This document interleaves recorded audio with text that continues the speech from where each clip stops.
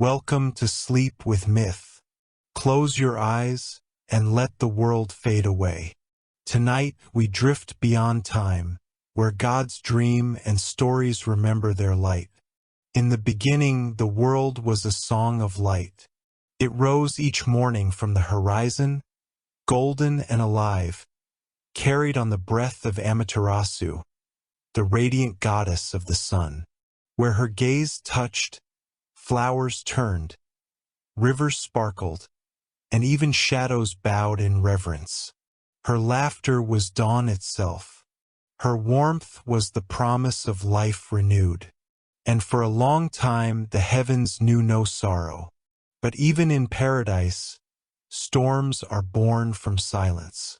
Among the divine siblings, none burned brighter, and none cast a darker shadow than her brother Susanoo, the god of storms. His heart was wild, his love fierce, and his temper boundless. He raged through heaven and earth like the wind that forgets where it began. Amaterasu loved him once, for his passion, for the beauty in his chaos. But the time came when his storms no longer danced. They destroyed.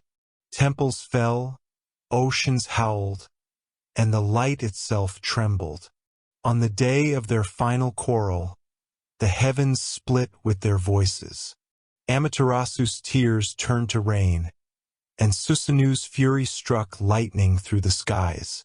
He desecrated her sacred halls, shattered her mirrors, and scattered the jewels of the gods. And so, wounded by sorrow and disgust, Amaterasu withdrew. She fled from the world she once loved, to the heart of a hidden cave called Amaterasu, the cave of heaven. When she vanished, light itself vanished with her. The dawn did not come. Birds fell silent. Rivers turned to glass. The earth began to forget the shape of color. The gods wandered through the darkness, calling her name, but their voices dissolved into the void. They lit fires that gave no warmth. They sang hymns that found no echo.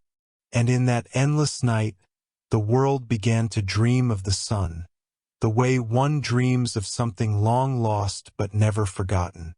The world was drowning in twilight. The moon had grown pale from exhaustion, and the stars flickered as though afraid to shine. Without Amaterasu's light, heaven had become a hollow echo of itself, a realm that remembered brightness but could no longer feel it. The rivers of the sky slowed to stillness. The mountains lost their shape. Even laughter had forgotten how to sound. At the edge of the celestial plain, the gods gathered solemn and weary, their divine glow dimmed to embers. They stood before the mouth of Amaterasu, the cave of heaven, sealed by stone and shadow. From within came nothing, no warmth, no voice, only the memory of light that once lived there. The god Omoikane, wise and thoughtful, spoke first. We cannot let the world wither. Without her light, even we will fade. We must bring Amaterasu back. But the god of storms, Susanoo, stood apart, silent and shamed.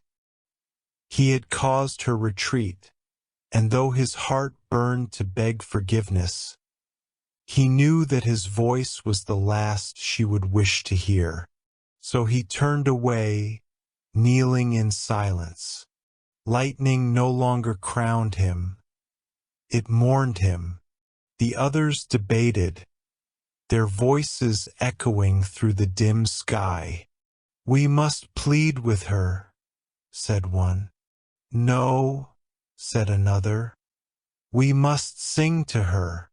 A third shouted, she has abandoned us. Let us make our own light. But none could agree, For the sun was not something that could be built or begged or replaced. She was the breath that made all things live. The goddess Yuzum, keeper of laughter and mischief, watched quietly as despair took root among the divine. Her smile faded, but not completely. She rose, her bells faintly chiming. "If we cannot command her," she said softly, "then perhaps we can entice her." The gods turned toward her, uncertain. "Entice?" said Omoikane.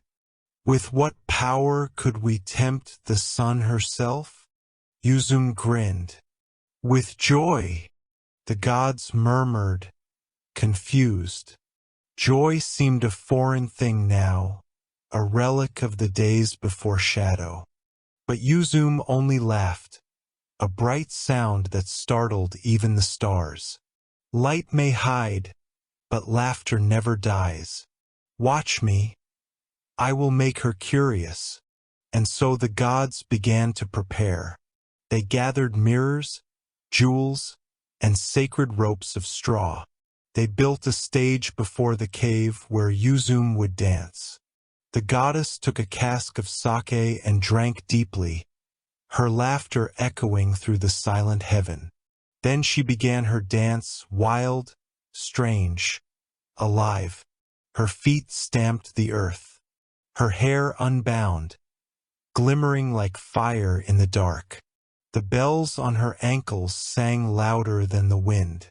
The gods watched in awe, and then, slowly, they began to laugh. At first softly, then fully, joy bursting through the gloom like sparks in a storm. Their laughter rolled across the heavens, and for the first time in what felt like centuries, the cave trembled, not from fear, but from curiosity. From within, a faint voice called out, weary, uncertain, "Why do you laugh when the world lies in darkness?" Yuzum paused her dance, bowing toward the sealed entrance. "Because even in darkness, Lady of the Sun, we still remember warmth." And within the cave, Amaterasu stirred. Her light flickered, small, hesitant, like the first ember of dawn. The darkness trembled with laughter. What began as a whisper among the gods had grown into a storm of joy, wild, fearless, radiant. At the center of it all stood Yuzum, goddess of mirth and mischief, her eyes gleaming like twin embers in the void. Her body moved with the rhythm of forgotten sunlight. Each step struck the earth like a drumbeat calling the dawn back from exile. She leapt and spun, her hair a halo of firelight. Bells jingled at her ankles, scattering tiny sparks that glowed where they fell. The gods clapped, their voices rising in chorus. And in that chorus, something ancient began to awaken, something older than fear. Even the stars, faint and weary, began to pulse with light again. From deep within Amano Awado, a faint glow flickered, hesitant, uncertain. Amaterasu stirred. Her divine eyes blinked against the darkness that had become her home. "What is this?" she murmured. "What madness fills the heavens while I mourn?" But curiosity, that small seed of creation, began to grow in her heart. Outside, Yuzum's laughter rang like thunder in springtime. She tipped over the empty sake jar, pretending to lose her balance, and the gods roared with delight. Her garments slipped from her shoulders, shimmering in the half-light. Her skin glowed like the pale surface of the moon. It was not indecent, it was divine, a celebration of life itself, of the sacred body that had been shaped by sunlight. The heavens, long muted, now sang through her dance. Every movement a prayer, every breath a spark of light reborn. Within the cave, Amaterasu could no longer resist. What is so wondrous that the gods dare to laugh without their sun? She whispered. Her light began to flicker brighter, spilling along the stone walls. And then she heard it, Yuzum's voice, soft but clear. O Lady of Light, you hide in darkness, yet the world shines in your absence. Do you not wish to see how bright it has become? The words were playful, but sharp as truth. Amaterasu hesitated. The world she had left, could it truly laugh again? Could joy exist without her warmth? Her heart ached with longing. And so, for the first time since she had sealed herself away, she took a step forward. At the cave's mouth, the gods had placed a mirror, polished until it held the sky within its frame. When Amaterasu peered through the stone, she saw it, a light dazzling and golden, reflecting her own face. She gasped, "Who is that radiant being? Has another sun taken my place?" The gods stifled their laughter. Omoikane whispered, "It is you, lady. The world still remembers you." Drawn by wonder, Amaterasu moved closer. The light grew stronger with each step, until the cave's threshold shone like dawn itself. Then, as her reflection met the world's waiting gaze, the stone cracked. A single ray of sunlight escaped and kissed the sky. The gods fell to their knees, tears streaming, blinded by beauty. The first sunrise was returning. The air trembled. The light that escaped from the cave was no longer timid. It surged, radiant and alive, flooding the heavens like a river remembering its path. The gods shielded their eyes as the golden brilliance poured forth. The darkness that had swallowed the world recoiled, whispering as it fell away into the void. And at the mouth of Amano-Iwato, the sun herself stepped forward. Amaterasu emerged. Her radiance was not harsh, but soft, the warmth of a promise kept, the glow of a heart that has forgiven. The wind bent in reverence, the rivers began to move again, and the flowers that had never known daylight opened their trembling petals. Above, the sky blazed with colors unseen for an age. The stars wept, their silver tears fading in the newborn dawn.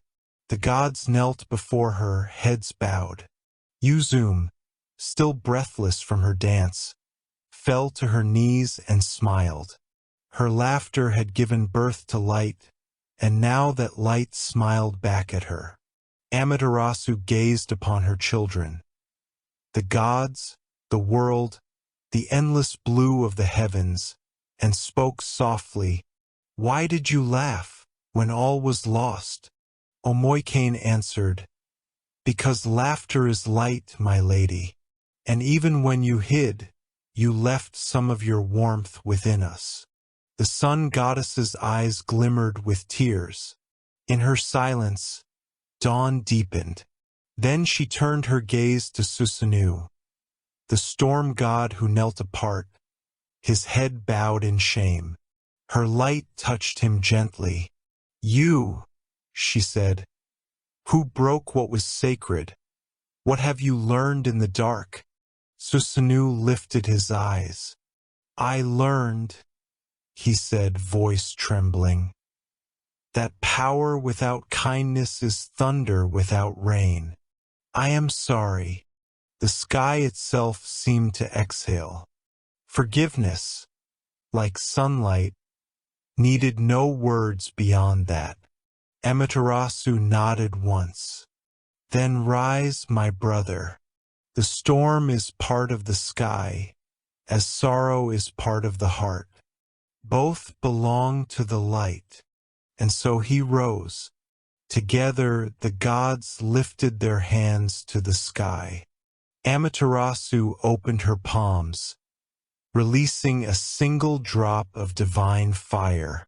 It rose, expanding until it became the sun, reborn, burning, yet merciful.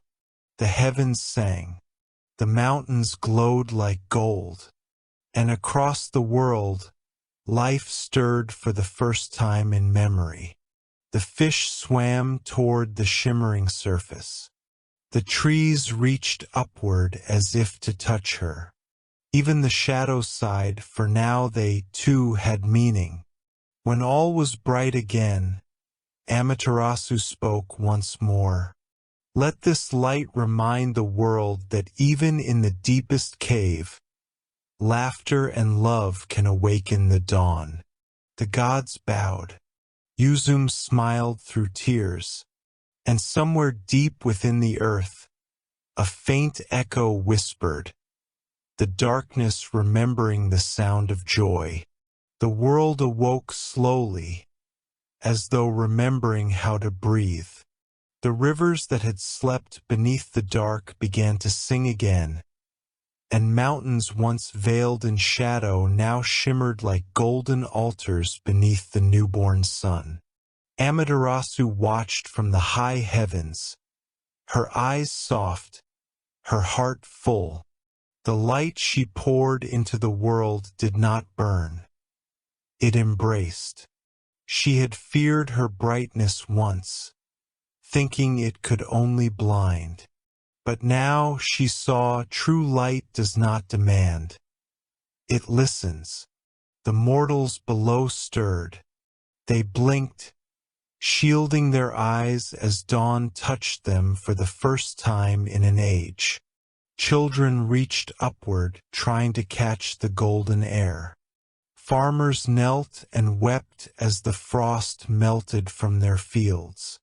And even the sea, vast and restless, seemed to hum in gratitude. Wherever light touched, life responded. Not with worship, but with belonging. Amaterasu turned to Uzum. You brought laughter into the dark, she said. Tell me, what gave you courage when even I had none? Uzum smiled, bowing deeply. I only danced, lady. The rest was the world remembering how to smile. The sun goddess laughed softly. That is enough, she said. Sometimes joy is the only prayer the universe needs. As day spread, the shadows began to retreat. Yet they did not vanish. They lingered beneath trees, behind stones, within hearts. And Amaterasu did not chase them away. For the first time she saw that shadow had purpose.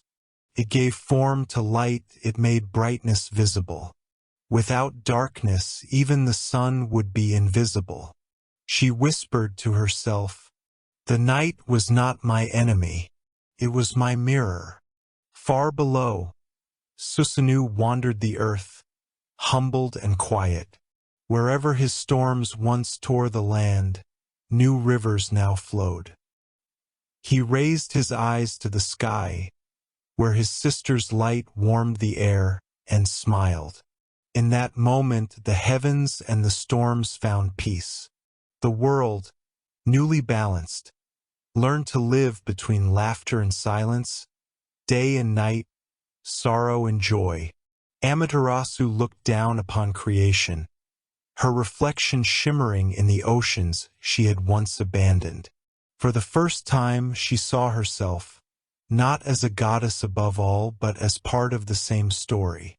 Let there be balance, she whispered, and may even the darkness remember my name kindly. The wind carried her words across the horizon, soft as a lullaby. And as the sun reached its zenith, the world felt whole again. Not because light had returned, but because light and shadow had learned to live together. The world shimmered in stillness. The first full day after Amaterasu's return felt eternal. A moment stretched across creation. The rivers glittered with sunlight like veins of gold, and the mountains breathed clouds that rose like incense to the heavens. Amaterasu stood upon the bridge of heaven, her gaze turned toward the horizon. She had seen the world die and be reborn. Now, she understood the secret that only darkness had dared to whisper to her. Light is not the absence of shadow. It is its companion. The two walk side by side, one revealing, the other remembering. She looked upon the sky and saw her reflection in every color of dawn. The reds of courage, the golds of compassion, the soft blues of sorrow, all woven together like threads in an eternal tapestry. Below, mortals lifted their faces to the warmth. They no longer feared the night, for they had learned that dawn always follows. That evening, as the sun began to descend, Amaterasu lingered at the edge of the world. Her light softened to amber, touching oceans and mountains with tenderness. Even the shadows that rose behind her were gentle now, stretching long and calm, as if to cradle the sleeping earth. She whispered, "The sun must rest so that dreams may live. Let my setting never mean an ending, only a promise of return." The gods watched her with quiet reverence. Uzum wept softly, her laughter now mingling with gratitude. Susanoo bowed his head, the wind carrying his vow of protection to the farthest seas. When Amaterasu finally crossed the horizon, the world did not fall into fear. Instead, the stars awoke, her children, carrying fragments of her flame. The moon, her sister of night, rose to guard the dreamers until dawn returned. And so began the rhythm of the world, light and dark, waking and rest, laughter and stillness, each one completing the other. In the heart of the heavens, Amaterasu smiled. Her light no longer needed to shine without pause. It now danced in every living thing, in breath, in laughter, in love, even in shadow. For she had learned that eternity is not endless brightness, it is balance. The peace of knowing when to shine and when to let the world dream. Sleep now, dear listener. The light will rise again, as it always has, as it always will. For within every darkness, there waits a spark, patient and eternal. Thank you for listening to Sleep with Myth.